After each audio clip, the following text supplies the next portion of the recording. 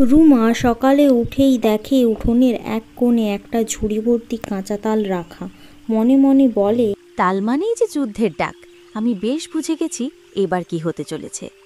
ঝগড়ুটি বুড়ি মানে আমার শাশুড়ি মা সারা বছর অন্যের সঙ্গে ঝগড়া না করলে শান্তি পান না। আজ বাজার থেকে তাল এনেছে, এনেই হাঁক ডাক শুরু করলেন। বললেন, এই বৌমা কান খোলো, আজ তালের পিঠে বানাবো। এত বড় বাড়ির বউ হয়েছিস, তালের গন্ধ চিনিস তো? রুমা চুপ করে মাথা নাড়ল। মনে মনে ভাবল, এই যে আবার শুরু হলো বুড়ির নাটক। এই যে শুনছো সবাই, আজকে আমি দেখিয়ে দেব আসল তালের পিঠে কাকে বলে। পাড়ার কারোর হাত আমার মতো আছে? ওদের পিঠেতে ময়দার গন্ধ ভাসে, আমার পিঠেতে ঘিয়ের গন্ধে মহাভারত নামবে।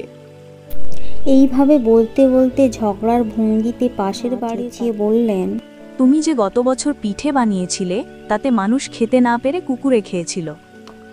কি বললি? এবার দেখে নিস, আমার পিঠে পুকুরের মাছও চেটে খাবে। কাকিমা দূর থেকে হেসে বললেন, হ্যাঁ গো দিদি, তোমার ঝগড়ার ঝাল যদি পিঠেতে পড়ে তবে সে পিঠে মানুষ কি খাবে? বুড়ি দাঁত বের করে খেঁচিয়ে উঠলেন, চুপ করো, আমার পিঠে নিয়ে কেউ বাজে কথা বললেই কিন্তু যুদ্ধ লাগবে। মিস বুড়ি পিঠে বানাতে বসলো। মনে হচ্ছে গোটা গ্রাম যেন ময়দার আখড়া। প্রথমেই তো তালের রস ছাড়াতে গিয়ে 3 বার বৌমাকে ধমকাল। কিরে, তাল ছাড়াতে এত সময় লাগছে কেন? তুই কি তালের সঙ্গে প্রেম করছিস নাকি? বৌমা কিছু বলতে গেলেই বুড়ি চেঁচিয়ে উঠলেন, চুপ, তোর মুখে কথা শুনলেই মাথা গরম হয়। কাজ কর, নইলে দাঁড়িয়ে দাঁড়িয়েই তোর মাথায় তাল ভাঙবো। বৌমা মনে মনে ভাবছে, পিঠে তৈরি তো দূরের কথা, আগে যদি বুড়ির রাগ সামলানো যেত। এক হাতে তাল ছাড়াই আর এক হাতে কান ঢাকি। এরই মধ্যে বুড়ি চেঁচিয়ে উঠল, তালির পিঠে বানানো সহজ নয়। কার হাতে কত বিদ্যে আছে সেটা বোঝা যায় পিঠের ভাজে ভাজে। রুমা মুচকি হেসে বলল, মা, আপনি না থাকলে পাড়ার কেউ তাল খেত না। আপনার ঝগড়ার রসেই তালের গন্ধ ওঠে। বুড়ি হেসে ফেললেও আবার রাগ দেখালেন। আমাকে তেল মারিস না, কাজটা ঠিক মতো কর। তেল মারতে শিখেছিস? তেল দিয়ে দেখো, প্রথমে তাল ঘষতে হয়। তাল না ঘষলে তালের পিঠে হয় না। সেই যে সোনালি রং বেরোবে, আহা! তারপর নারকেল কুড়িয়ে দিতে হবে। বলতে বলতে হঠাৎ আবার পাশের বাড়ির দিকে তাকালো। আমি নাকি গতবার নারকেল না দিয়ে আলুর ভর্তা মিশিয়েছিলাম। আরে, আমি যদি আলুর ভর্তা দিয়ে পিঠে করি তবে আমি গা ছেড়ে পালাবো। পাশের বাড়ির কাকিমা হেসে উত্তর দিলেন, আরে দিদি, আলুর ভর্তা দিয়ে পিঠে? তোমার মতো ঝগড়ুটে হলে হয়তো তাই করবে। তোমার রাগের ঝাঁঝেই তো মানুষ ভয় খায়। হেঁকিয়ে বললেন, চুপ করো, তুমি না থাকলে পাড়ায় শান্তি নামতো। তাহলে তুমি থাকলে শান্তি কেন আসে না দেবে? বুড়ি বৌমাকে বলল, দুধটা এনেছিস? দুধ না থাকলে পিঠে হবে না। দুধ না দিলে মানুষেরা খেয়ে দাঁত ভাঙবে নাকি?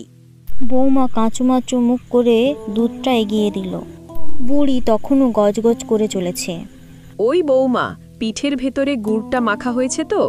গুড় না দিলে তাল শুকিয়ে কাঠ হবে। এই বলেই গলা উঁচু করে উঠোনে ডাক দিলেন, পাড়ার সবাই শোনো, আজ আমার বাড়িতে তালের পিঠে ভাজা হচ্ছে। যে খেতে চাও চলে এসো, তবে আগে বলতে হবে আমার মতো কেউ কখনো পিঠে বানাতে পেরেছে কিনা। এই কথা শুনে পাড়ার ছেলে মেয়েরা দৌড়ে এলো। বুড়ি কড়াইতে পিঠে দিতে গিয়ে একবার হাত পুড়িয়ে ফেলতেই চেঁচিয়ে উঠলেন, এই যে বৌমা, তুই তেলটা ঠিকমতো গরম করিসনি, তাই তো হাতটা পুড়ল। বৌমা ভয়ে দাঁড়িয়ে গেল। কাকিমা হেসে বলল, হা হা হা হা, তিলের চেয়ে তোমার গরম বেশি দিদি। পিঠে ভাজা হলো, গন্ধে চারিদিক ভরে গেল। হাতে গরম পিঠে তুলে চেঁচিয়ে বললেন, এই নাও, খেয়ে বলো কেমন হয়েছে। যদি সাহস থাকে কারো খারাপ বলার, তার দাঁত ফেলে দেব। সবাই হেসে উঠল। পিঠের স্বাদ সত্যিই দারুণ। বৌমা মনে মনে ভাবে, বুড়ির ঝগড়া যতই সহ্য করা কঠিন হোক, তার তালের পিঠের স্বাদে সব রাগ গলে যায়। এই যে শুনছো, আমি বুড়ি হলেও এখনো তালের পিঠের বাণী। যতই ঝগড়া করি, পিঠের স্বাদে আমাকে হারাতে পারবে কে? কাকিমা মজা করে বলল, দিদি, তুমি যদি তালের পিঠের রান্নার রানী হও তবে ঝগড়ার সম্রাজ্ঞীও তুমি। তবে আজ মানতে হবে তালের পিঠেতে সত্যি তোমার জুড়ি মেলা ভার। তবে মানছিস তাহলে?